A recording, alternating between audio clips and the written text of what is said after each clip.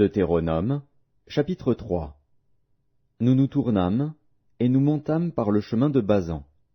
Og, roi de Basan, sortit à notre rencontre, avec tout son peuple, pour nous combattre à Édréi. L'Éternel me dit, ne le crains point, car je le livre entre tes mains, lui et tout son peuple, et son pays. Tu le traiteras comme tu as traité Sihon, roi des Amoréens, qui habitait à Hesbon. Et l'Éternel, notre Dieu, livra encore entre nos mains Og, roi de Basan, avec tout son peuple. Nous le battîmes, sans laisser échapper aucun de ses gens. Nous prîmes alors toutes ces villes, et il n'y en eut pas une qui ne tombât en notre pouvoir. 60 villes, toute la contrée d'Argob, le royaume d'Og en Basan. Toutes ces villes étaient fortifiées, avec de hautes murailles, des portes et des barres. Il y avait aussi des villes sans murailles en très grand nombre. Nous les dévouâmes par interdit, comme nous l'avions fait à Sihon, roi de Hesbon. Nous dévouâmes toutes les villes par interdit, hommes, femmes et petits-enfants. Mais nous pillâmes pour nous tout le bétail et le butin des villes.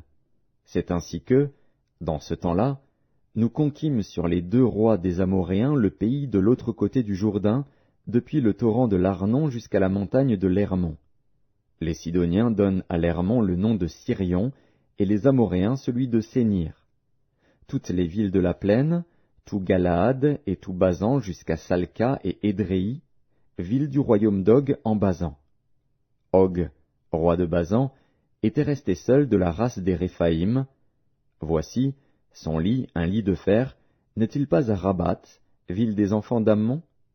Sa longueur est de 9 coudées, et sa largeur de 4 coudées, en coudées d'homme.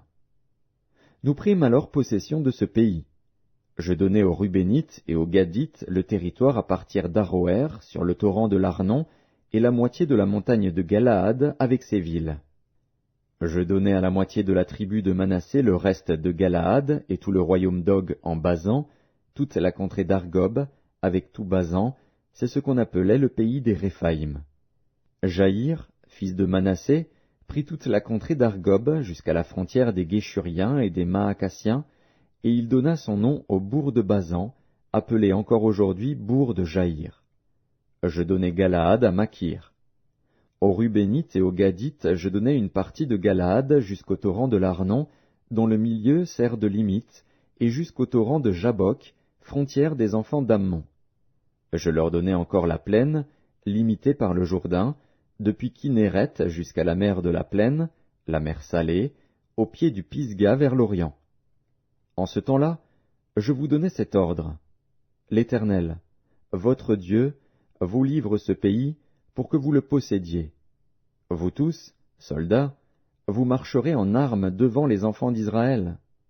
Vos femmes seulement, vos petits-enfants et vos troupeaux, je sais que vous avez de nombreux troupeaux, resteront dans les villes que je vous ai données, jusqu'à ce que l'Éternel ait accordé du repos à vos frères comme à vous, et qu'ils possèdent, eux aussi, le pays que l'Éternel, votre Dieu, leur donne de l'autre côté du Jourdain.